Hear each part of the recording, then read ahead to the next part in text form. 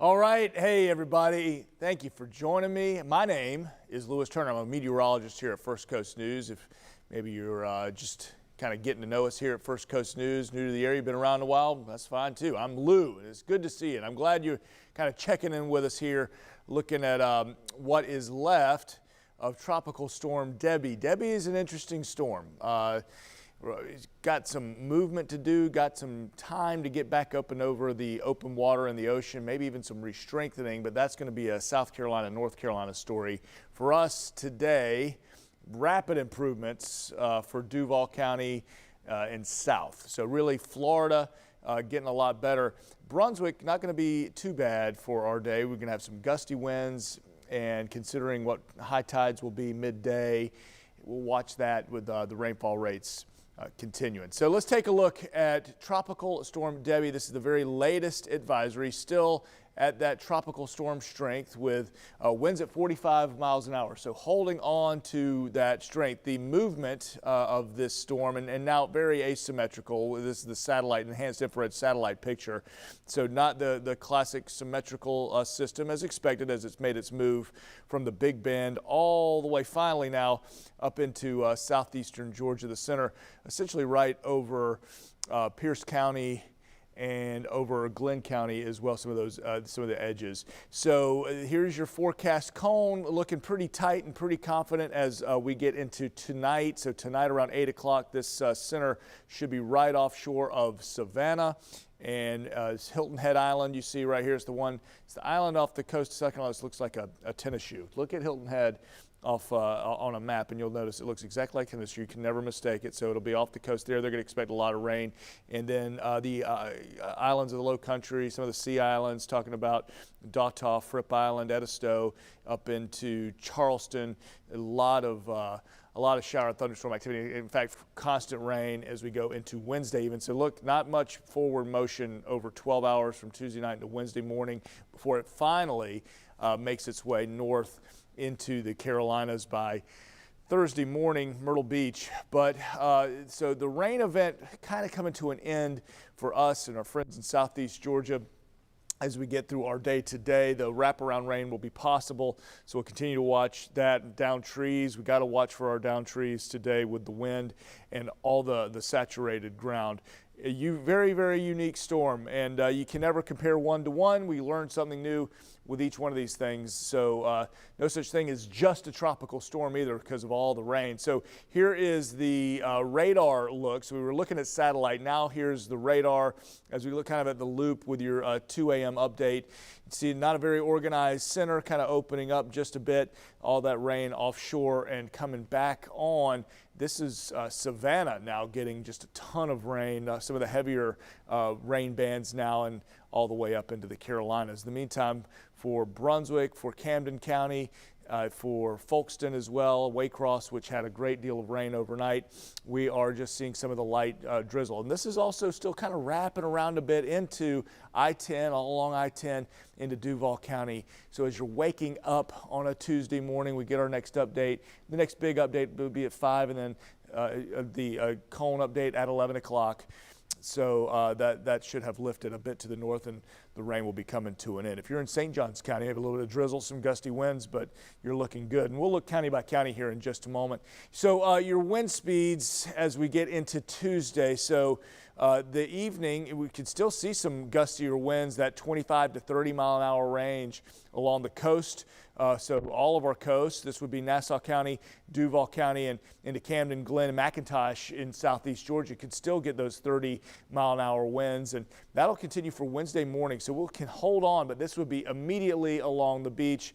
15 mile an hour winds still possible as we get into Wednesday, but the main story as this finally picks up some forward momentum heading a northern turn as potentially regaining strength as a Category 1 hurricane. Now that would be very unique and very interesting. We'll see if it'll sit over the warm waters of the Atlantic for long enough off the coast of Charleston for it to strengthen back up to that hurricane strength before it would make another landfall in the Grand Strand, or very near the Grand Strand.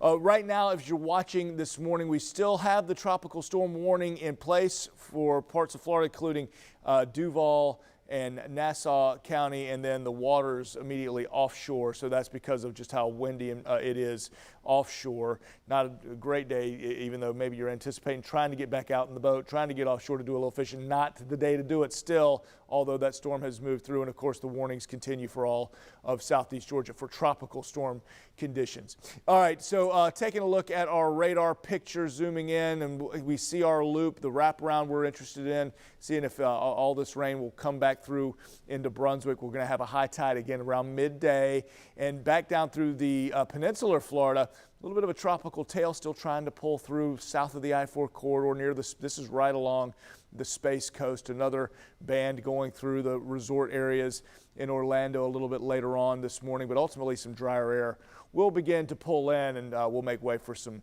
steamy conditions. All right, your winds with this is a sustained wind.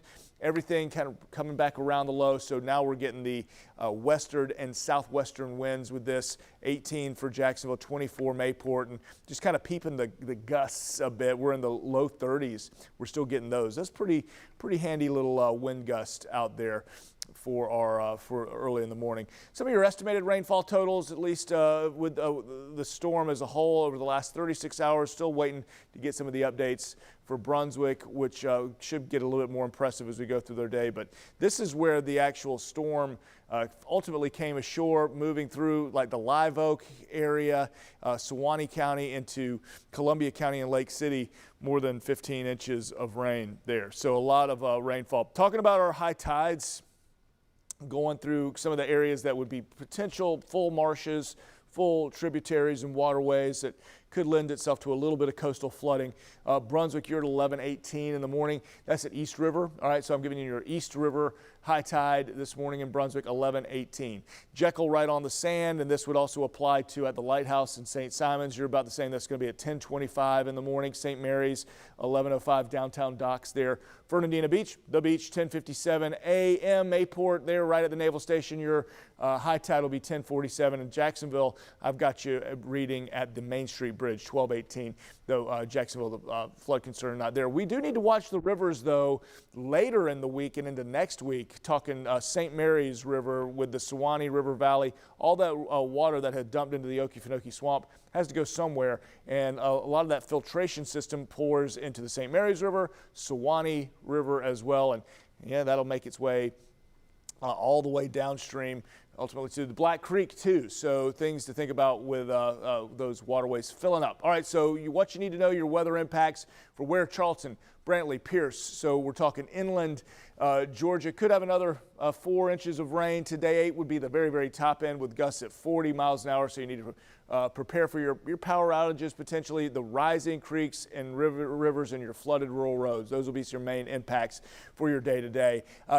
Camden, Glenn County, Nassau County, the main impacts now through this evening. By Wednesday, we are in the clear, but an additional maybe 5 to 10 inches of rain if we get more wraparound. I think that's a high-end estimate with a potential high tide of an extra foot. Through Tuesday night, St. John's Flagler, really Tuesday afternoon. So when we say PM, this is more of an early afternoon when your impacts will begin to fade. St. John's Flagler, we're thinking about your gusts. Could have 40-mile-an-hour gusts. The additional 1 inch of rain should be done with. Driving cautiously will be the story because of the wet roads. Looking at Duval, Tuesday afternoon, we're done. Gusts at 45, we could very easily see.